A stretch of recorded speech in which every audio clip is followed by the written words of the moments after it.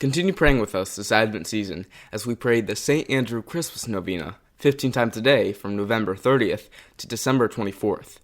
We are releasing episodes daily for the 24-day novena on all the platforms that you get these episodes on. So join us and don't miss out praying the St. Andrew Christmas Novena this Advent season. Thanks and enjoy the show.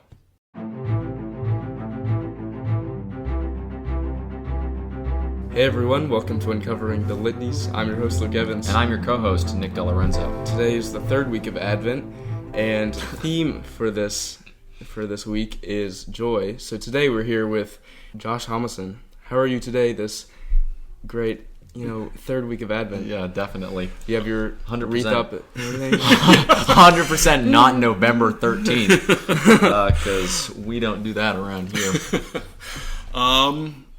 Yeah, we're all set for Christmas. We decorated. We usually start around early December 1st. Right. Start putting everything up slowly. Mm-hmm. I know we're technically not supposed to because it's the Advent season. So yeah. You're supposed to prepare yourself, and then Christmas is, I have something to say to all those Advent Nazis out there. Yes. Because they, I have definitely heard from people that they are not willing to do any Christmas anything until like December 25th because it's. I don't know if they think it's sinful or I don't remember, but I'm just like, just put up your Christmas lights, play the darn music, and just have a good time. And I mean, if you're not playing it like before like Thanksgiving and everything, I think it's fine. Right? It's gotta be after Thanksgiving, though. I really don't like it when people play it during Halloween. I mean, Star 93. I agree with that. The 93 starts at after Halloween, which I think it's a little crazy. But I'm not gonna lie, we had the Johnny Mathis Christmas album going. That's a good one. Anyway, sinful man. All right, yes, I know. Just kidding. Alrighty. All right. Tell us a little bit about yourself. Well, I'm. Let's see. I'm old. Sure. I think I'm around 44-ish. So I've been around for a while. Yeah. I'm one of 8 kids. Grew up in Western Pennsylvania, and Go Steelers. That's right. Go Steelers. Go Steelers. I found my way to Cincinnati in right around 2002, 2003. My wife and I moved here. We got married in Pittsburgh, lived for about a year in Pittsburgh, then realized, it would benefit her to move to Cincinnati. And honestly, that it was a better move for both of us because it brought us to where we are now. We moved to Cincinnati, started a family in 2005. I have 9 children. 7 of them wonderful. 2 of them are kind of meh. Yeah, I get that. That happens. Always a couple bad apples. No, they're actually all my kids are great. So we have 9 children. We've been married 22 years, I think. Yeah, well, congratulations. 22 years. Nice. Yeah. So, it's been an exciting ride. We've had our ups, had our downs, and now we're hitting pretty steady and enjoying life. So awesome. Did the Catholic community in Cincinnati bring you here from Pittsburgh or? I'll be honest. It was my wife's job. Right. So when we got married, I was. It's not the Skyline or anything? No, it is not the Skyline. Okay. But I was still in school. I took a long path through college. Most people go to school as long as I did are doctors. But and you are? I am not a doctor. Okay. I work in clinical research. But okay. 4-year degree took me 8 years because I was working full time and going to school in the evening. Fair enough. It was So anyway. My wife was one supporting the family at the time. She was a nurse, and she, you don't really hear about this much, but pay disparity between Pittsburgh and Cincinnati was pretty significant to the point where, I think she almost doubled what she was making by moving out here, and we were able to, kind of start a life, and like I said, everything worked out for the best. I left my family in Pittsburgh, like my siblings and my parents in Pittsburgh, but at the same time, we still kept a great connection, still close with everyone today. Heck, I just got a text from my sister-in-law that my niece is being confirmed this weekend. Oh, wow. Yeah. Wow. Are you going up there? No warning, no. No? No. They're just No, we're actually this weekend we're heading to Florida. So So you already had had plans. Yeah. No, you already went to Florida. Yes, we already went. By the time this episode's released. So true. Yeah. So true. Anyway. Oh yeah. Forgot. How was it? How was Florida? Florida was awesome. That's good. But anywho, great, yeah. we're so we're unable to make it because we had previous plans. But Right, anyway, it's still we hear about this and they're we're not isolated. Not isolated. My mom still keeps me on the whole family group chat, so I can hear Nice. about Tuesday dinners and everything. So it's nice. And we'll go in 2-3 times a year. When we first got married, it was a lot more. We were going in probably once a month. It was wow. Yeah. It was nice. So one of the big differences for me, especially around the Christmas season, because I used to live in the Northeast, and we had snow, and it was really cold. yeah. And that has stuck with me to the point where it's like now I'm in Cincinnati and it's just like nasty. Yeah, You yeah, know, right, like- right. Yeah, like- you don't get maybe one snowfall a year and it lasts a day and a half. Right. Yeah. Now it's just like it's beginning to feel a lot like mud. Yeah. You know. That's in Pittsburgh. Same way. We have the lake effect snow from Lake Erie, so we wow. would get blizzards of Wow. 2-3 feet of snow, and dig out from that, and that would sit there for a month when I was younger. So yeah, That's cool. We don't get that we don't get that here. So No. it is a much different experience. Yeah, it definitely is sort of a vibe damper, you know. Yeah. but it's not about the vibe; it's about Jesus. So That's right. So That's you got to right. focus on Him. Absolutely. All right. So you feel like a very joyful person to me, so I chose you for the Litany of Joy. Ooh, So I appreciate that. do we want to get right into the litany? Oh yeah, we can start with the litany. Absolutely. So I'll start with the litany of joy. Yeah. In the name of the Father, and of the Son, the Holy Spirit. Amen. From my need to be in control, Deliver me, Jesus. From the distorted view of what will make me happy, Deliver me, Jesus. From disappointment and discouragement in the weakness of others, Deliver me, Jesus. From disappointment and discouragement in my own weakness, Deliver me, Jesus. From letting the evil one control my reactions throughout my day, Deliver me, Jesus. From the lie that you are far from me, Deliver me, Jesus. From the moments when I place my identity in someone or something else, Deliver me, Jesus. From my fear of discomfort and suffering, Deliver me, Jesus. from the lie that I am not enough, Deliver me, Jesus. from the lie that you are not enough and cannot fulfill the longings of my heart. Deliver me, Jesus. In the times I am feeling the weight of the cross, Jesus, come be my joy. in times of confusion, Jesus, come be my joy. when I am afraid, Jesus, come be my joy. in the times I feel overwhelmed, Jesus, come be my joy. in the times I feel your peace, Jesus, come be my joy. in times of friendship and community, Jesus, come be my joy. in times of misunderstanding and hurt, Jesus, come be my joy. when I am jealous, Jesus, come be my joy. when I am angry, Jesus, come be my joy. when I want to give up, Jesus, come be my joy. when I am fighting temptation, Jesus, come be my joy. in times of planning and work, Jesus, come be my joy. in times when I am tired, Jesus, come be my joy. in times of doubt, Jesus, come be my joy. when I cannot see the future ahead of me, Jesus, come be my joy. at all times, seasons, and moments in my life. Jesus, come be my joy. Amen. Amen. The Father, and the Son, and the Holy Spirit. Amen. Awesome. So, Josh, thank you so much. That litany, man, I love it. It's probably one of my favorite litanies. Yeah. I'm not going to lie, because that's something that I tell myself often. Jesus be my joy. Right. Jesus intervene, especially in times where the one that truly spoke to me, the one line in this that truly speaks to me is from disappointment and discouragement in my own weakness.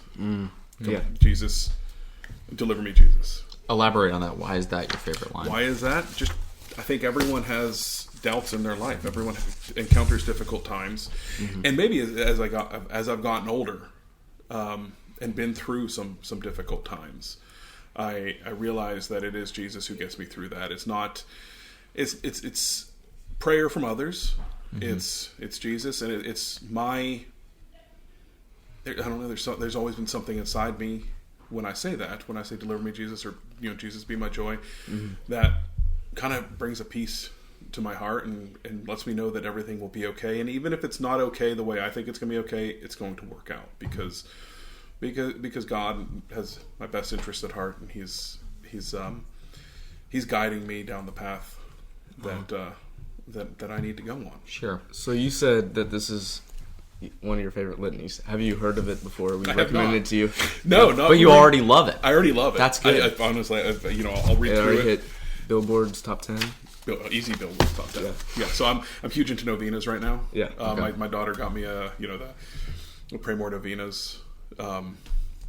That they have the website. They have a book out. It's like a pocket guide to novenas. Oh, that's awesome. I would always do it before, but I'd be on my phone swiping through, trying to find the novena that I want to say and make sure that I'm on the right day and say day 3-4 times in a row. Yeah. A novena, or not new, but novena that is good for Advent time is the St. Andrew Christmas Novena, which we'll be praying this Advent. And you're promised anything that you desire as long as it is in accordance with God's will.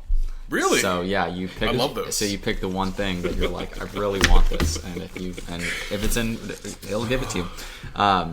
So when I read this, I definitely like this picture comes into my head of a man who is, for his whole life, lived without the faith and died without the faith, but he had a hard childhood. He got addicted to drugs and he quit. He quit just through programs and rehab. He was able to stop doing drugs. He was able to go to a good school. He got a law degree or something. Became a lawyer, made a lot of money, raised a big family, and died happy. And when I think about that, and I read this litany, some of the things I'm like, and that's something that's happened before. Like it's not uncommon.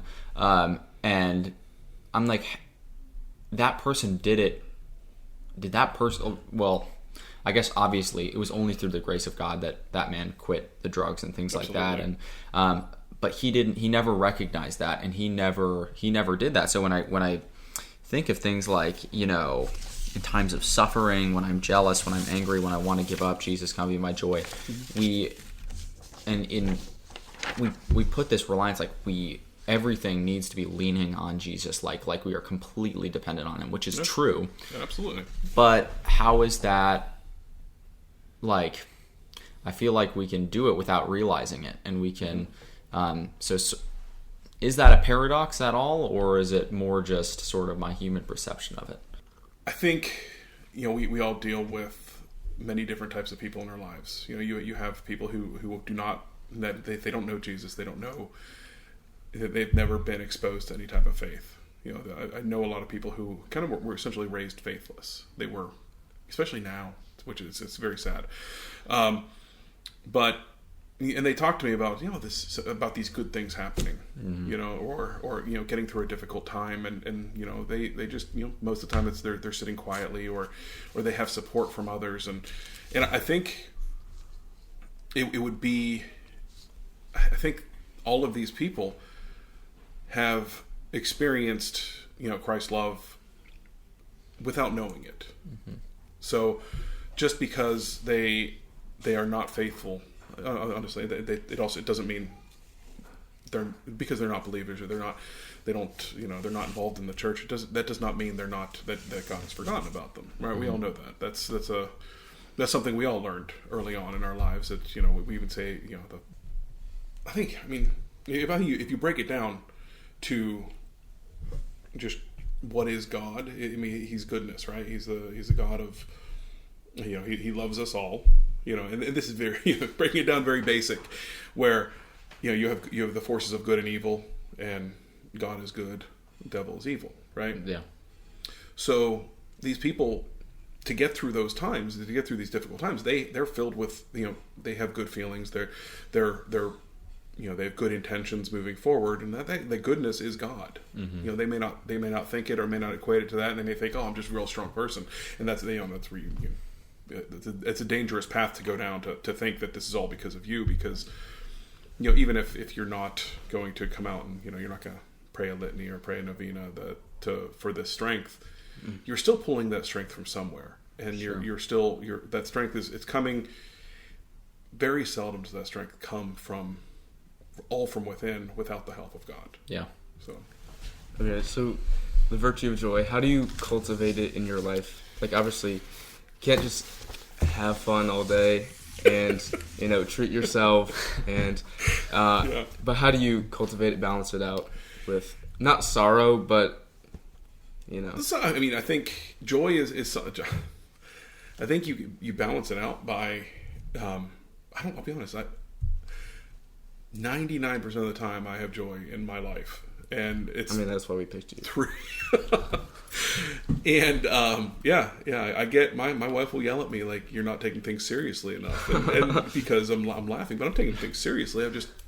I can't... but my path forward and the way I'm approaching it is with joy. Well, also a caveat, just having fun all day and doing all this, doing activities. That's not joy. I agreed. That's absolutely not joy. That's So it's not like I spend all day. I still I work and I I take care of kids and probably not as much as I should. But I help out as much as I can. And right. And yes, there are difficult times. There are times where I'm not. Let's say I'm not happy, but I'm still joyful. I can. Because I think when you lose joy, and I think joy is ever present, but when you lose joy, that's when the laugh of a baby isn't going to make you smile. I've met people who are just they've lost joy in their lives, and they're probably down depths of despair, but they so a child kids having fun is annoying to them. Do you know what I'm saying? Yeah. So is there a difference between being joyful and being happy? Yes. What is the difference? Yeah. I don't even know. Okay. I'll be honest. No, I would say joy is something much more complex than happiness. Happiness is having a good time and doing something fun and you could.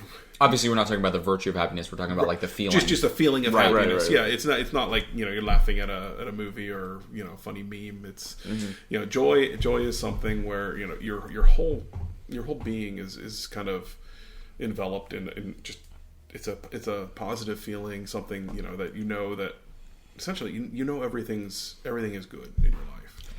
And I also think that when we talk when we're talking about the difference between the virtue of happiness and the virtue of joy, I think someone can be happy living a miserable life and being I think someone can their life just sucks, but they know that they're doing the right thing and they soldier on and they're happy. Yeah. But I think joy is what the saints have. And joy, and you hear the stories of the saints and Maximilian Kolbe and these people who are living through intense persecution. Yeah. And recently I heard this sort of analogy because the election occurred just recently and over a month ago, right? Right, yeah, over a month ago, definitely not a week ago. But they sort of analogy, these people who are well, we can't really be excited about Trump's victory because he is, morally not a good guy, and so we just sort of had to be solemn about it.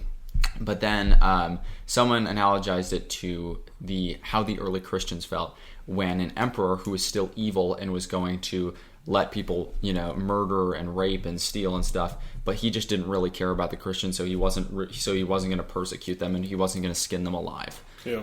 And they would be on the rooftops praising and singing, worship, and because that is, I feel like that there's a spirit of joy among the early Christians. Absolutely. And among the saints of everything that they're given, they rejoice over. Mm-hmm. And I think that is joy, and being able to see the moment, and even let's say you're arguing with your wife and you start to laugh, but right, in that moment, and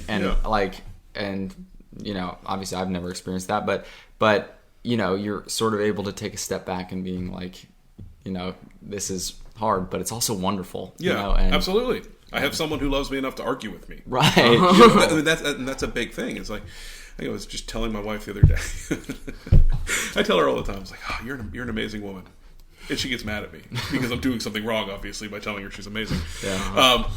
But she does this thing where she goes, "Well, give me examples." And I can't, at the moment you can't think of anything, so immediately it looks like, oh man, he's just feeding me a line. He doesn't really mean it. But maybe 20 minutes later she does something, and I'm like, that's why, right there. And I pointed out to her, and I said, this is one of the reasons you're amazing. And then they start flowing. I tell her things that she did throughout the day, and remember things, and I think that is a way that I'm constantly looking for that, like looking for the joy in life, looking for like you said, even when you're arguing, you sit back and think this, it's amazing. There's someone who loves me this much, they want to spend the rest of their life with me. That's it's incredible. It's honestly an incredible feeling. Yeah. So, and something that I'm sure you two will reach someday, and you'll think about this, and you'll start laughing. You'll get yelled at. I'll be like, look, this is not my fault. You have to call Josh Homison. 1-513-9. Just pull it up on Spotify. Right. You'll hear it. Yeah. This is that interview I did when I was 18, and you have to. You have to listen to it. Yeah. So it's amazing. Like that's the type of thing you see. Like, no matter how difficult marriages become, and we've had like I said, we've had ups and downs. But it's always like, this. I mean, I have support here, and I think that's what people have. Even if you feel like you're going through something alone, you're never alone, because God is always with us, and He's there to kind of be that positive influence and push you forward, be the joy, the light of joy in the dark times. So at the end of the litany, it says, "Jesus, come be my joy," and Jesus is like, being our joy, is our joy. So if Jesus is our joy, do we need other humans like experience it, and vice versa? If we have them, then why do we need Jesus to be our like full joy? I think talking about that, it comes down to vocations, right? So people get joy. Like, my vocation is to be a father, and that's where I pull a lot of my joy from. Be a husband and father. That's where a lot of my joy comes from. I have a good friend who's a priest, and he knows that's not his vocation. His vocation is to be the holy priest, and he still finds joy in that. It's not like so. It depends on where you are in your life, and what your vocation is, what your mission is in life, as to how you find that joy. I know there are many religious who are essentially live a life of solitude. They can live like they're essentially spend their days in prayer. They're still finding joy. They have they're reading and meditating and praying, and their life is filled with joy. It's probably as much joy as I have from watching my kids grow and develop. It's So is Jesus like acting through them as our joy, or is it like a separate kind of joy? Well, yeah, and just to further sort of add to that question, like, if we were, let's say I'm with my friends and I'm having a blast, but we're not at church, and we're not praying, and we're not saying the holy name of Jesus. Yeah, we're not thinking about Jesus. Even in that scenario, is it like all of our joy still flows from Jesus, and without Him it wouldn't be possible? I think what you're talking about is happiness. Yeah. When you're with others, and when you're with your friends, you're out, I don't know what kids do these days. Skateboarding behind the 7-Eleven. I don't know. Oh yeah, that's what we do. Light up a couple cigarettes. Maybe steal a 6-pack out of the dumpster. I don't know. Yeah. But if you're doing something like that, I don't think. No, I think that is that's not. That's happiness of being around your friends, and even if you're doing something positive, if you're out, let's say playing flag football or playing basketball, and you're having ultimate fun frisbee. Doing ultimate frisbee, you have that's happiness. But you're still filled with Christ's joy. You're still filled with the joy of Jesus, and I think joy is a deeper feeling, right? Something internal that we cultivate. Yeah, I think so. Did you just give me the answer? No, I mean, it was just something I was thinking of, like, as you said it, and it was like sort of like chipping away, and I was like, We have the answer key over here. So. I was told no wrong answers. Right. Yeah, there's wrong answers. I know. But it was just like, as you were saying that, I was like, oh, so joy is something that we always have, something that we... I think, yeah. something that's always inside us. Not something that we sort of get from other things. Correct. Right. Yeah. Okay, so where do you find your joy in your life, and then where do you think we should find our joy? So my joy in life, I talked about my wife quite a bit, talking about my kids. Your wife yelling at you. My wife yelling at me. That's and awesome. My kid, Sick. and my kid's not listening to me. That's where I find my joy. Joyful. Actually, it's I get my wife my joy from just living the life with my family. Mm-hmm. My wife supports me, and the joy for my children comes just from watching them grow, watching them go from little toddlers who scream and climb everything to young men and women who are very active in their faith, and they're probably better Catholics than I am. And that's I think that is where I've always I always want my kids to do better than I did. I mean I had some mess ups in my life, and I they've learned. I want them to learn from my mistakes and not make the same mistakes I have. And watching them grow, and I have two girls in college age right now, and they're very active in their faith, and they're they're more involved than I ever was at that age. And all I can think of is they have such a better start than I did. Not that I wasn't. I mean, I was following my faith, went to church on Sundays, and honestly, that's probably about it. I didn't never learned about litanies or. Well, I think as you go on in your life, I mean, different time periods. Yeah, absolutely. You have more options and there's more things out there. The internet, there's more. Yeah, and also just glory be to Jesus Christ for this era. I mean, we I think this is pretty unique, and I've heard a lot of a lot of Catholic podcasters, like you hear guys like Matt Fradd and Trent Horn. They talk about their childhoods, and they were like, this wasn't like this, like the Catholic communities in Steubenville and in Cincinnati and Dallas and Florida and North Dakota, where like they are and Matt Fradd talked about his son going to his first swing dance and stuff like that, and of course there's a lot of homeschool swing dancing stuff here in Cincinnati too, and just having wholesome, good gatherings of teenagers who care about and love Jesus. Absolutely, that is amazing, like mind blowing. It is, and I think this amazing era, it creates extremes though, because you have that aspect where there's so much more exposure to Catholicism, so much more exposure to the faith, but you also have the opposite where there's exposure to horrible things as well. Yeah, right. So that balance that you have is you guys who are doing something amazing here, spreading the word about teaching people about to pray litanies and just being a great example of what it is to be a young Catholic man. You're going to have you're going to be going up against something that I never had to, an opposition that wasn't there when I was your age, because 30 years ago, I was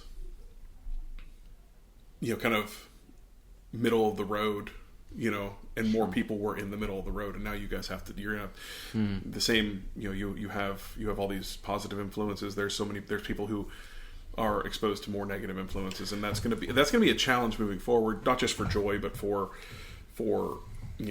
goodness and for the spreading of the faith. Well, I definitely think it's right now it feels like a war, and I think that Pope Benedict's prediction about the church is going to get smaller, but it's going to get more faithful is totally going to come true. Absolutely. But at least we know what sides we're on now. It's true. That is a bright side. And maybe that's a positive. Yeah, absolutely. Because back when I was young, I didn't know. It was sort of just everyone was everyone. Yes, everyone was kind of meh. Yeah. And now you have people who are very, very positive, and people who are, very evil. Absolutely very evil. So, Okay, so I'm not answering any of your questions, though. No, it's yeah. I have a tendency to go off on rabbit holes often. I apologize. No, it's fine. So Nick and I don't have wives yelling at us, or to or produce joy. kids climbing what to produce. Yeah. So we're not. The way that joyful you're at all. hyping this up, I'm like, man, I wish I just had a really angry wife right about now. Oh, that's so great. But yeah, so where do we find joy in our lives? Where do you find joy in your lives? I think doing what you're doing. Okay. I mean, this is honestly spectacular. I'm not. I've listened to a couple of your podcasts, and Which ones? Don't know because he's gonna have to say which ones, and then he's gonna be like, I actually haven't listened to any. So just say you've listened to 2.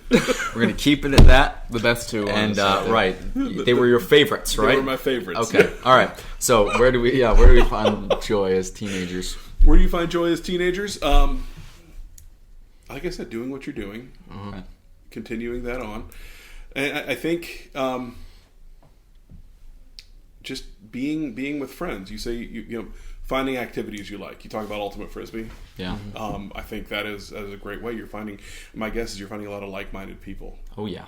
Yeah. Totally. So you're kind of building those relationships and finding people that you can lifelong friends who you'll be able to rely on in the future. And I think that's part of finding joy is having that support system and having that that ability to figure out who will help you on your faith journey, who will help you find God and find joy in those difficult times. So in the litany, there's lines when I'm jealous, when I'm angry, when I want to give up. Why are we supposed to be joyful all the time? Because isn't our life supposed to be a solemn and more painful one? That's a very good question. And I don't think we're called to be joyful all the time. I think to have an outward expression of joy all the time is probably not the best thing. Because didn't you say you could be joyful, but then right? Do yeah, absolutely. Have sorrow in joy or something? There's always sorrow. There's always joy in any type of sorrow, because when you're in a time of sorrow, then you're essentially at the bottom of that pit, and it's only up from there, right? I think yes, we are called to have we are called to have a solemn journey, but I do think at any point in time you can find joy. So I'll share a story with you. I told you I have 9 children. Our 6th daughter was born, and very joyful time. Honestly, any time a child is born is one of the most amazing days of your life. And you guys, my prayer for you is that you experience this as well.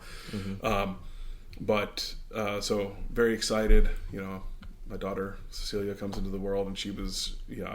I'm calling everyone. Call my mom, call my brothers, call my dad, call my sisters. Everyone, and say the daughter's born. I hadn't named her yet. And we find out during the whole checkup on her that she has, they said, a heart murmur, a real bad murmur. And they're going to take her back and look at her. Well, she started, going downhill real fast, and they ended up rushing her to Children's Hospital. And honestly, one of the darkest moments as a father is watching your child go through that. However, what kept me going through was remembering that I have, my duty as a father is to protect my family. And I had, at that time, 5 other kids at home who also need me and need me to be strong for them and kind of get them through, help them get through this as well.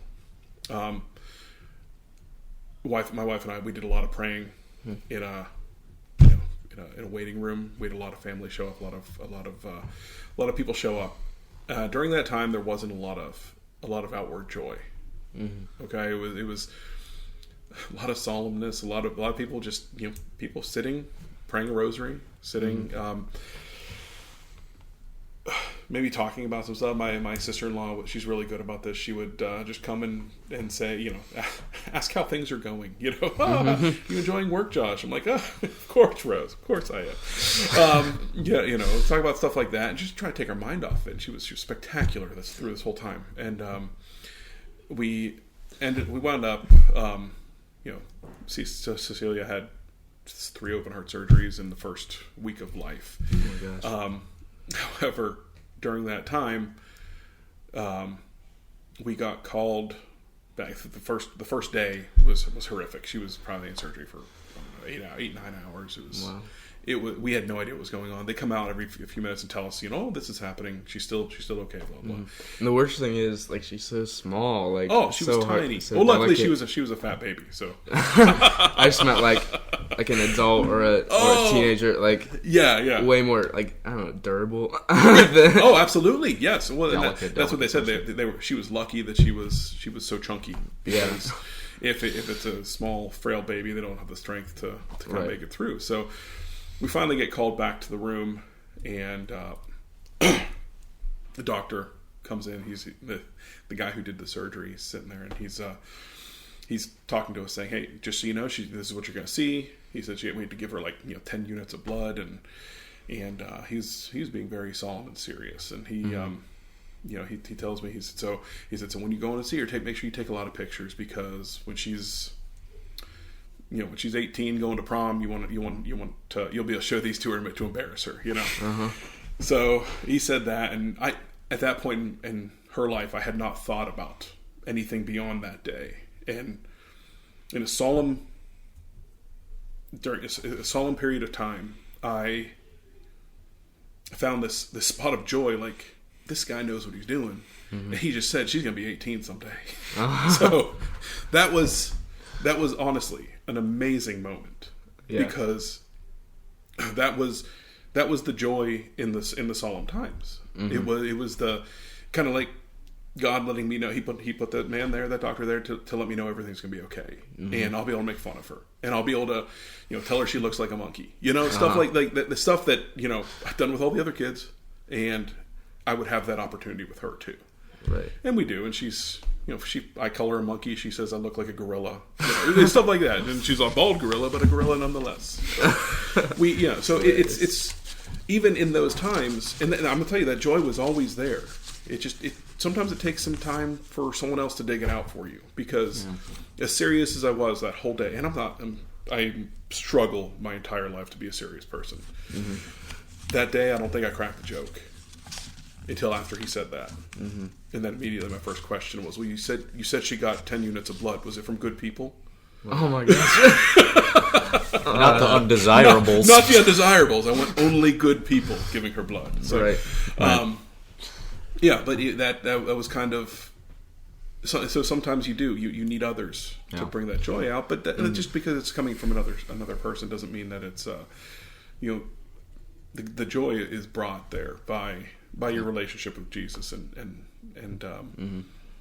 kind of that whole positive outlook on life. Right. So, at some points it might be inappropriate to make jokes or to, smile or something like that. But I've learned that. Also, the hard way. But also there's those times where you can also just be like so happy that it would have been horrible if your daughter hadn't made it through the surgery, but absolutely. But if but saying thank you and praise be to God that I got to spend those hours. That's kind of what we were doing, So luckily, she didn't go into surgery until the next morning. So I don't think my wife and I slept at all. We stayed up all night holding her, taking pictures and spending as much time as we could with her, because we didn't know what the outcome would be. Mm-hmm. Yeah. So, and having joy in those moments and not being... So much joy in those moments. It was honestly, it was amazing. It was like, from joy to the waiting room where I wasn't allowed to make any jokes because I'd get really yelled at with good reason. Right. Sure. And, and then then kind of, and it wasn't even the end. That was after her first surgery. Then we had to go through all that 2 more times, before it was all said and done. It was, so it was kind of an amazing journey, and it gave me, that was one of the first times that I realized that, that the joy that I found was not really something that I was produced. There were so many people praying for. Like my wife and I, we spent the whole day praying. Like I said, it was praying rosaries, praying whatever we could, and that was it was an amazing outcome, and it taught me a lot of just honestly about my faith, because even before that we may have 4 or 5 kids, but we were probably not as strong in our faith as we should be, and it was kind of a wake up call. Like, hey, all these people, we had people from all over the country praying for baby Cecilia that they'd never met, and it was honestly, it was very, very humbling, and it was amazing to see. So. Okay, so in the litany it says, Jesus, be our joy when we're, angry and hurt and all these different things. Most people aren't really like joyful, like when they're like angry, like screaming at somebody or something. So what is wrong with that? Is something wrong with you that you're not joyful when you're so freaking mad at someone and you just want to like, I don't think so. I mean, I think I've had moments where I yell at people. I have 9 kids, of course. I feel like you'd be scary if I get yelled at. Like, it's funny. I coached my son's football team, and a couple of the boys were, I'm the fun coach. Right. They like me.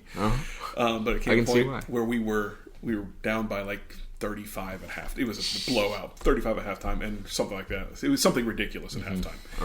And the boys were kind of on the team were not paying attention, and I yelled. I think the whole stadium, the whole field heard me.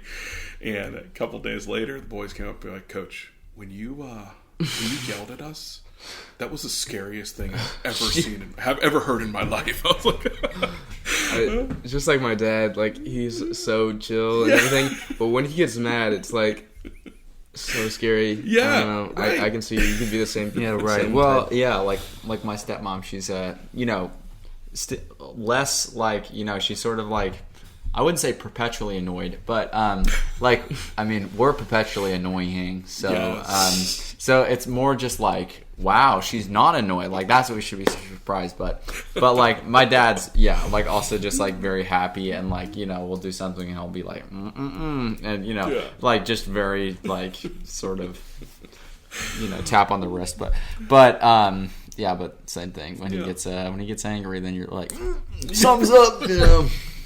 In those moments where you are yelling and you're angry, like you're just so. I mean, I think there's a difference between being angry with children. That's never. There's always joy in that, because you're angry because they did something wrong, right? Yeah. But you're correcting them because you love them, and like honestly, any time anything's going on with any of my kids, there's always joy involved. Doesn't matter if I'm. They fall off their bike, or they're hit their hand with a hammer when or whatever they're doing, there's joy involved. Or if they do something stupid, like my kids have done many stupid things. And well, if you didn't have kids, then they wouldn't be doing that stupid thing. So you're joyful that you have kids. Absolutely. That, and there are times I do something stupid, but I think back, I was like, I did the same thing. Yeah. I tried to jump off a roof with an umbrella. Mary Poppins. Right. Yeah. Well, something just hit me, which I have never thought about, and this just blows my mind. But it took the story of Jesus flipping the tables in the temple just took on a whole new dimension for me, because I'm thinking about like a whole new dimension of Jesus, or what? Well, just a whole new dimension of the story. I'm like, Jesus was probably awesome to be around all the time. Like he was probably like, like you're definitely one of the most joyful people I met, but obviously Jesus was probably like 100%, just always just joy. having this deep belly laugh, just smiling, right? And it must have been scary, like freaking scary for the apostles and like the Pharisees. They'd be like, whoa! Like, is there something wrong with you, Jesus? Never seen right? Like we really screwed up this time. We messed up. Yeah, like who did what? Who did that?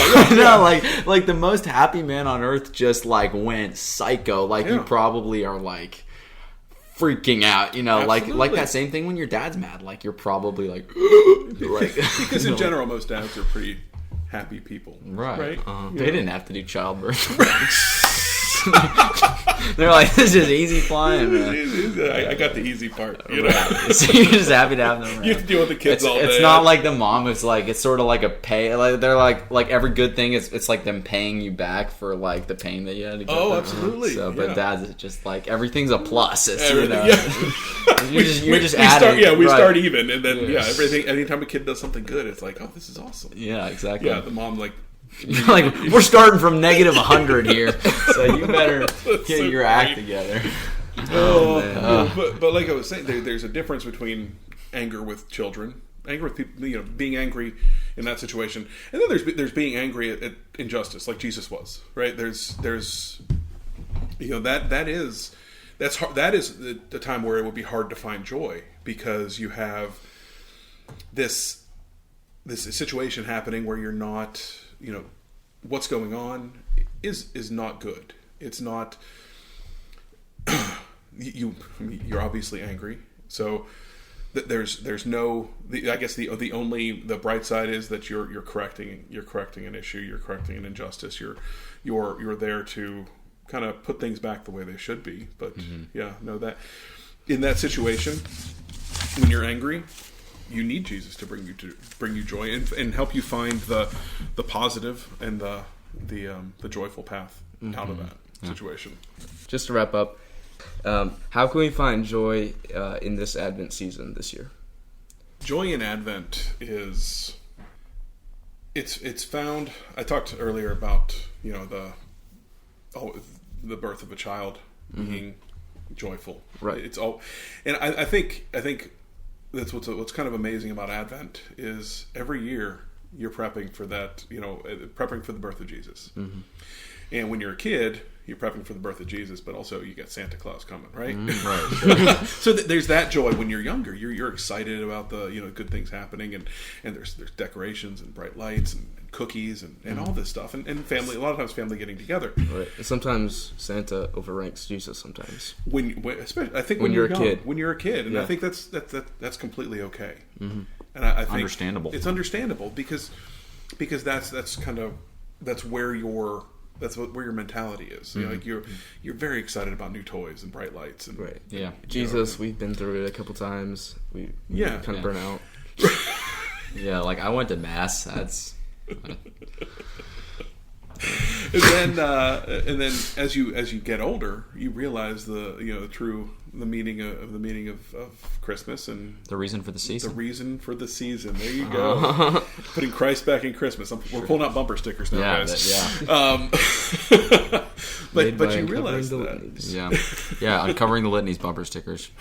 Or those stupid ones. Have you seen those stupid ones that say coexist and it's like all those different religious? I can't even take those ones.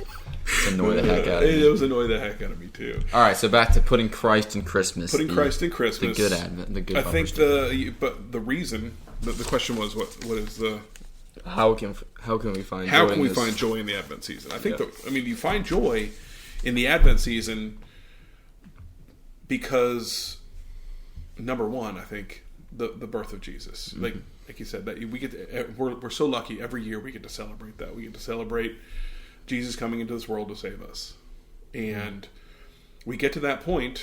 Every year on Christmas Day, we remember that. Mm.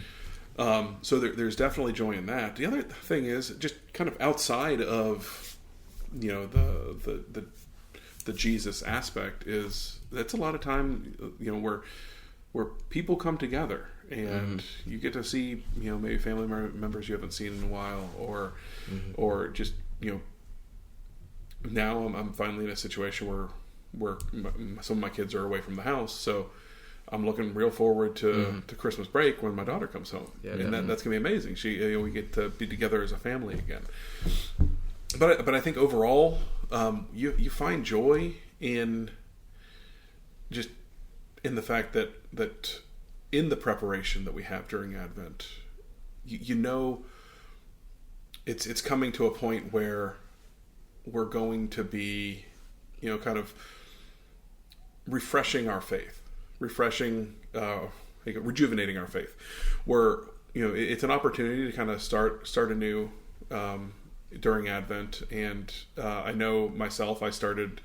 I told you earlier. My daughter gave me the book of Novenas. Yeah. So she gave it to me on my birthday. That was in September. So we're now like 3 months later almost, right. And I've done a couple, but not as many as I should have. And I've decided to make it a point, especially start first Sunday of Advent. I started to say I pick a novena, and I'm now that you've told me about the St. Andrew Christmas novena, I'm going to do that one too. I'm going to start that now. That's going to start November 30th and goes to Christmas Eve. Okay, so but it's I'm a little behind, right? Ooh. If anyway, only there was a way we could travel back in time to mid-November. But I'm going, so I think just you find joy in preparation, joy knowing you're doing something good, joy in knowing that you are hitting that point where you can not just be a good example for yourself or be do good for yourself, but I feel when I do say these novenas, I feel like I'm being a good example for my family, a good example for my children. And like I told you, the older ones all better Catholic than I probably am now, better than I ever have been, because they've grown up in a much more aware state than I was. But I think to me that I get joy in just showing them that I can be good, and I can do these things, and I'm trying to improve my faith life. So awesome. Well, Mr.